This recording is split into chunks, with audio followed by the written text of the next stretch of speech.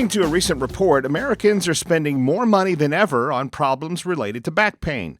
Dr. Sean Riley from Tulsa Spine and Rehab joins us.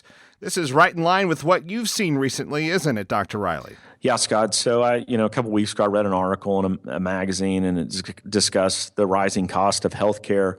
More specifically, which what got my attention was low back pain, and it's been trending in this direction. And I saw this figure, and it just $82 billion last year was spent on low back pain, treatments for low back, and so forth. And I saw another figure that like 84% of Americans or folks will suffer from some form of low back injury in their life, which typically could or potentially lead to, worst case disability, time off work, which costs the employer more money, increasing rates in workers' comp and so forth. So I found it really interesting that as I'm reading this article, it made me kind of reflect on what we are doing here at Tulsa Spine and Rehab, because I don't want to say we're shifting our paradigm or, the focus here, because we're always going to be dealing with injuries. I mean, first and foremost, something's going to happen to them and they're going to end up in here, hopefully, and we can help them. But we're trying to educate our patients more about prevention. I think that prevention's becoming more of a buzzword and wellness type of care, if you will. I mean, patients or folks are trying to figure out what they can do on their own to stay out of the doctor's office. I mean, MRI, CT, all these tests are so expensive. Then in turn, our premiums go up and all that jazz. Everyone, I'm sure we all have our own nightmare story related to our health insurance plan with rising deductibles and so forth. But what we're trying to do here is talk to patients more about prevention. And, ideally, that we're likely going to see a patient because of some form of injury, and then we can talk to that patient once we get them better about prevention. And I think it boils down to a few different things, activity modification, making better decisions in our lifestyles, self-management type strategies. Obviously, exercise is a key. We're always going to talk about that, and, diet and a lot of those types of things.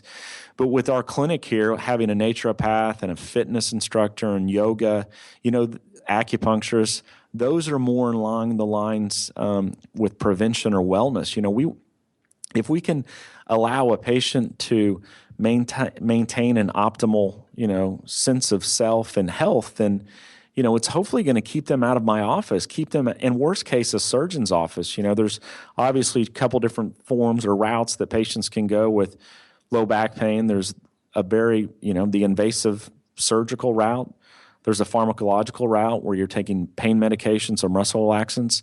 And then the non-pharmacological route could be chiropractic, physical therapy, yoga, massage, naturopathic medicine, acupuncture, all those. There's multiple studies each year that comes out stating the effectiveness of all these types of conservative treatments for different types of low back pain. Now, there are going to be those cases when you have a severe disc injury and there might not be any way to avoid a type of surgery, but I would always try to go a conservative route if possible.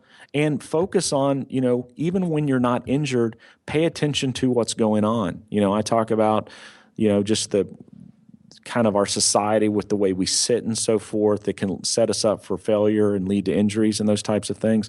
So I think motion is key.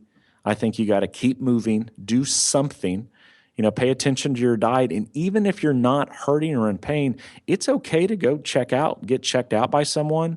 I've spoken in the past about functional limitations and training movement, not muscle. Figure out where you might have some limitations. If you have some tightness in your hips or your thoracic spine, or if you're a little weak in your core, visit with someone that's able to, give you an appropriate recommendation of what your problem is and how to maybe manage it from there to prevent the injuries. At the end of the day, that's a big focus of ours these days, is prevention and how we're able to avoid these nasty injuries. What you just said there, I would imagine really touches on the biggest challenge. And somebody could be listening to this and say, well, let's see, I'm not old. I don't do a lot of heavy lifting when I work, and my back feels fine right now. So really, prevention isn't relevant to me. And the type of prevention you're talking about is relevant to everyone.